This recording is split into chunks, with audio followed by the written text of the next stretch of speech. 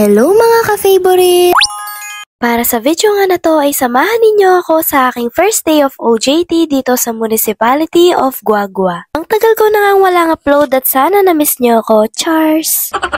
Talagang ngayon ko lang talaga naranasan maging morning person mga ka-favorite. Sobrang laking pagbabago nito para sa akin. Anyways, Monday pala sa video na to kaya magpa-flag ceremony na nga muna kami dito sa may plaza o kung tawag ng mga taga-Guagua ay pesos. After nga nilang magsumba ay pumasok na rin ulit kami dito sa munisipyo dahil marami pa nga silang gagawin. Simula nga nung nandito na ako ay wala na akong ginawa kundi kumain kaya minsan ay inaaliw ko na lang yung sarili ko.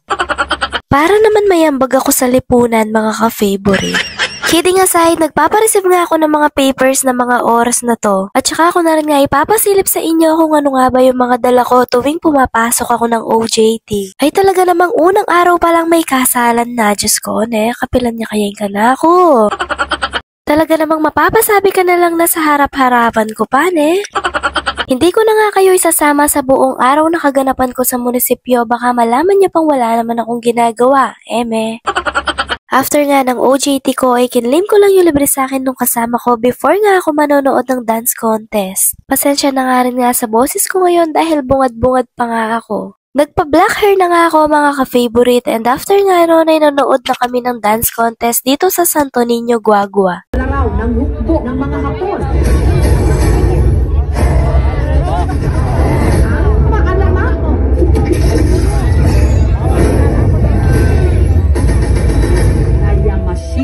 Ang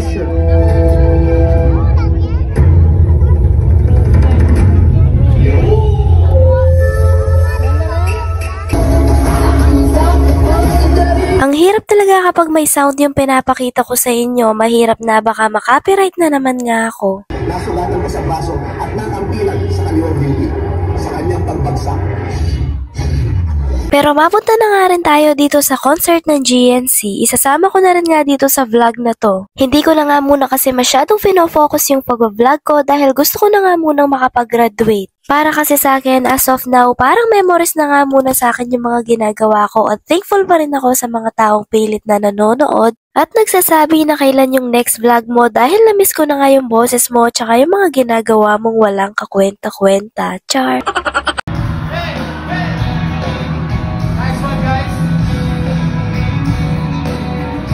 Para sa mga single ngayong gabi. Para ka masukan, sinta mismo mahal. Para ka pintura, buhay ko ikaw ang nagpinta. Para ka sa iyong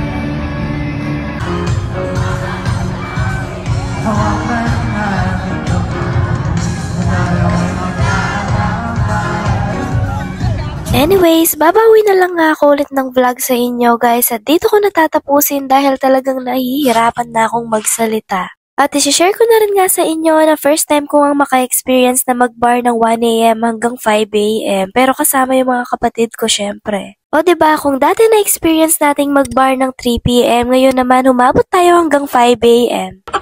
Dito ko na tinatapos mga ka-favorite. O siya, sana'y nag-enjoy ka. Thank you for watching, Shazams.